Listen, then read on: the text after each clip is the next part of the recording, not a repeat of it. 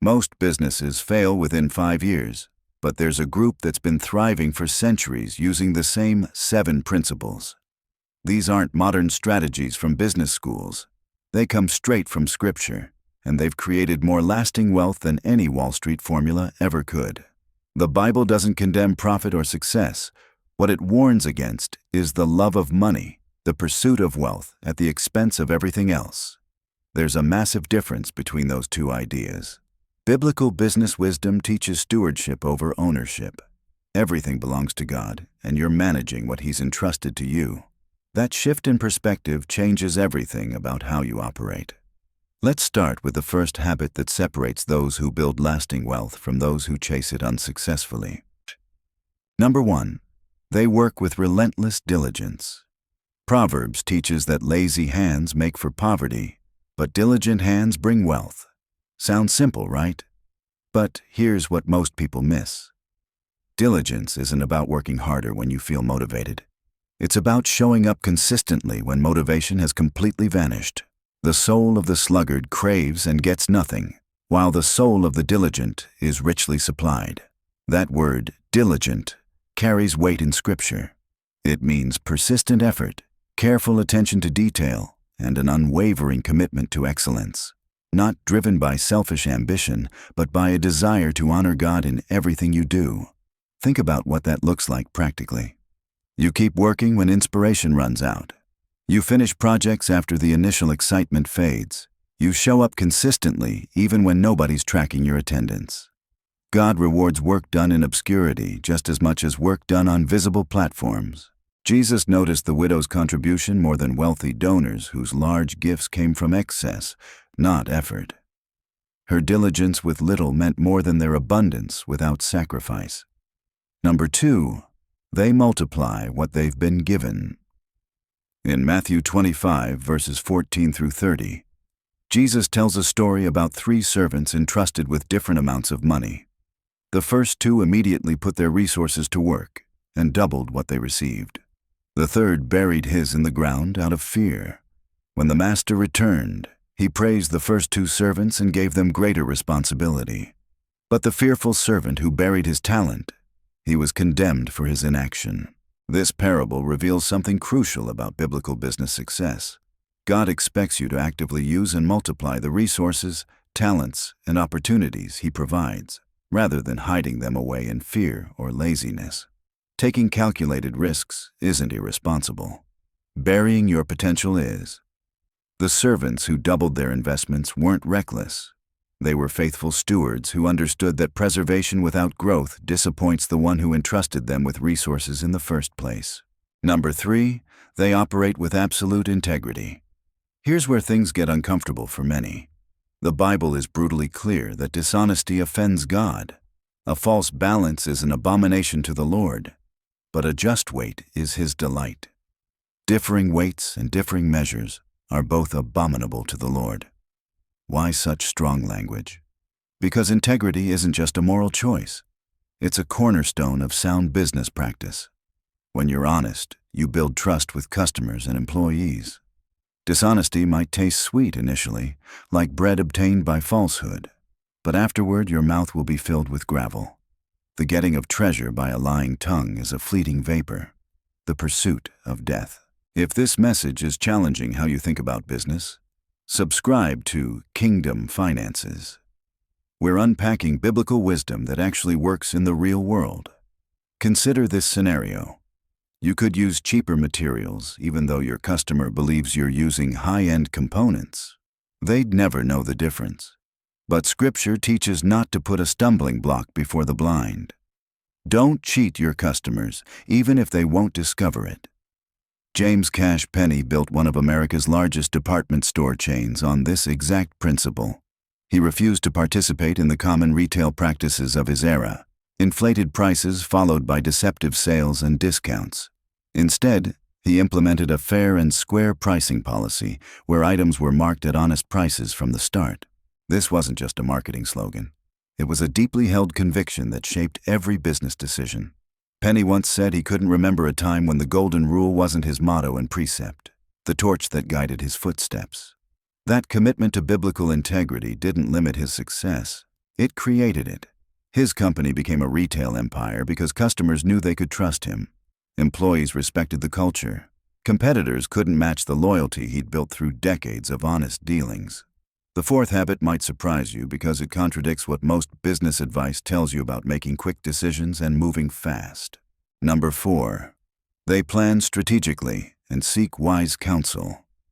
Proverbs 21 verse 5 says, "The plans of the diligent lead surely to advantage, but everyone who is hasty comes surely to poverty." Notice that connection. Diligence and planning go together. But there's another layer. Without consultation, plans are frustrated, but with many counselors, they succeed. Where there is no guidance, the people fall. But in the abundance of counselors, there is victory. Strategic planning isn't about controlling every outcome. It's about responsible stewardship. Luke 14 verse 28 puts it perfectly. Before you build a tower, sit down first and estimate the cost to see if you have enough money to complete it. Planning isn't a lack of faith. It's wisdom in action. And here's what separates biblical planners from reckless dreamers. They surround themselves with advisors. Prepare plans by consultation and make war by wise guidance. Where there is no guidance, the people fall. But in the abundance of counselors, there is victory. You're not meant to figure everything out alone. As a good steward, surround yourself with the team you need to accomplish what lies ahead. Earn their trust through your actions. Take time to develop strategies that utilize the skills God blessed your team with. Strategy is actually part of God's creation. When you learn strategic thinking, you're learning more of His character and ways. Number 5, they practice radical generosity. This one flips conventional business thinking upside down. One person gives freely, yet gains even more, while another withholds unduly, but comes to poverty. A generous person will prosper, and whoever refreshes others will be refreshed. Sound backwards? That's because kingdom economics operate differently than worldly economics. Whoever is kind to the poor lends to the Lord, and He will reward them for what they have done.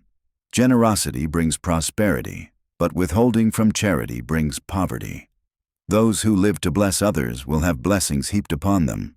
The one who pours out his life to pour out blessings will be saturated with favor. Think about what Paul wrote.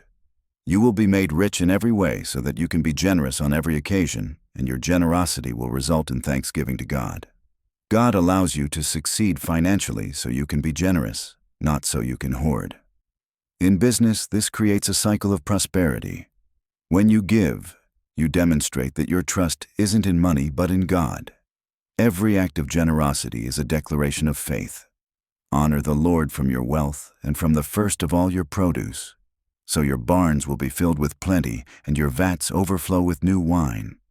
The generous man will be prosperous, and he who waters will himself be watered. He who is gracious to a poor man lends to the Lord, and He will repay him for his good deed. Number 6, they pursue excellence in everything. In Matthew 5 verse 41, Jesus said, if someone forces you to go with him 1 mile, go with him 2 miles. This principle of going the second mile builds extraordinary businesses. Always do more than anticipated and expected. Surprise others by paying attention to the little things that others don't. Be different. Good companies develop a second-mile mentality. Colossians 3 verses 23 and 24 reminds Christian leaders of their higher calling. Whatever you do, work at it with all your heart, as working for the Lord, not for human masters, since you know that you will receive an inheritance from the Lord as a reward.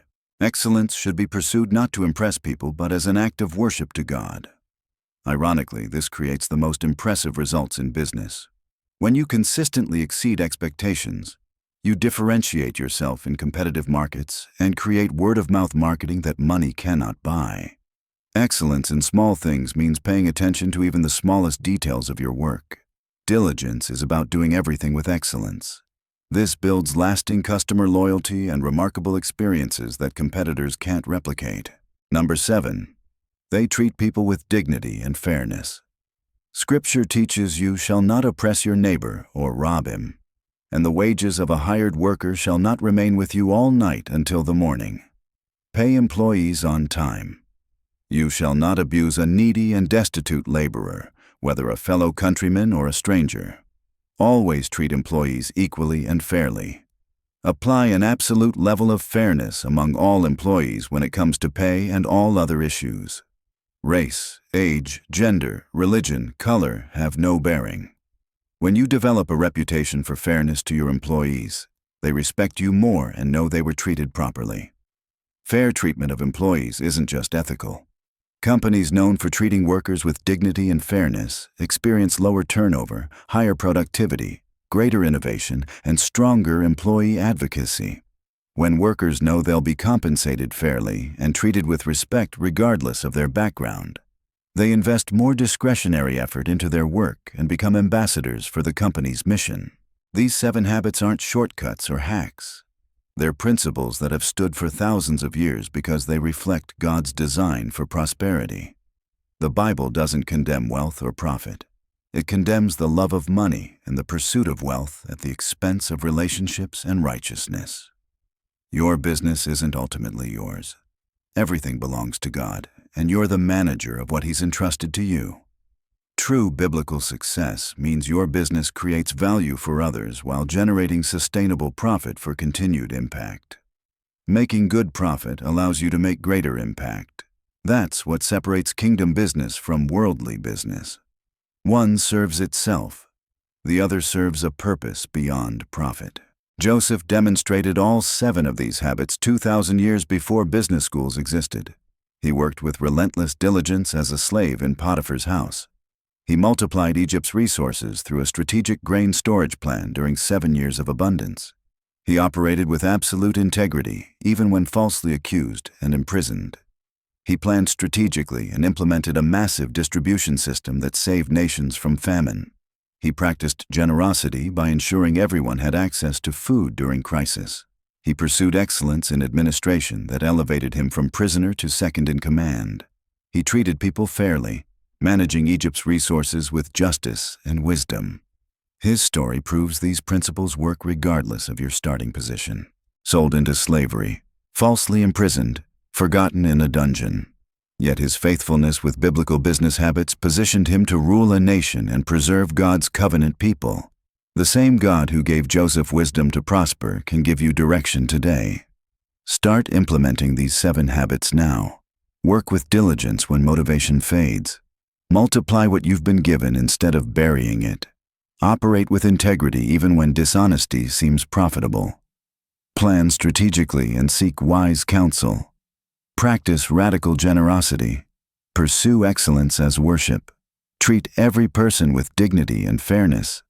These aren't suggestions. They're the proven path to wealth that honors God and serves others. Your business can become a channel of blessing when you build it on His principles instead of the world's formulas.